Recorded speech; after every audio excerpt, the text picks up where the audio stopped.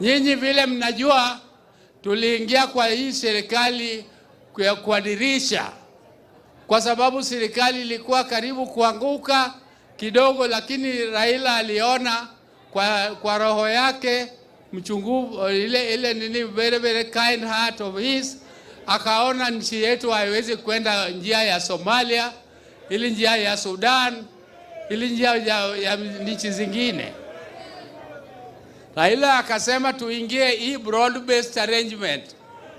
Na hii chama, hii serikali hatuko ipigia kura. Hii serikali sisi hatuko ipigia kura.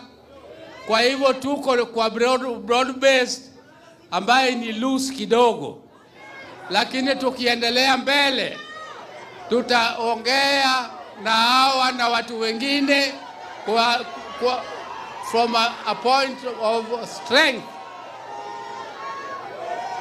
Na nyinyi mkinipatia hiyo idhini, nitahakikisha ya kwamba we get the best as the biggest party in the country.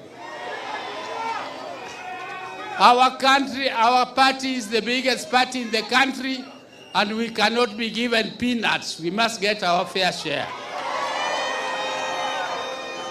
What our people have not been getting, they will now be able to get. And we are going to work hard.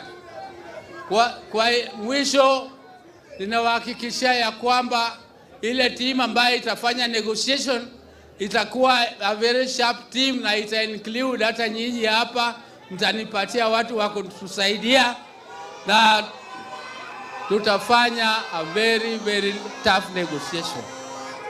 That is all I want to say. Na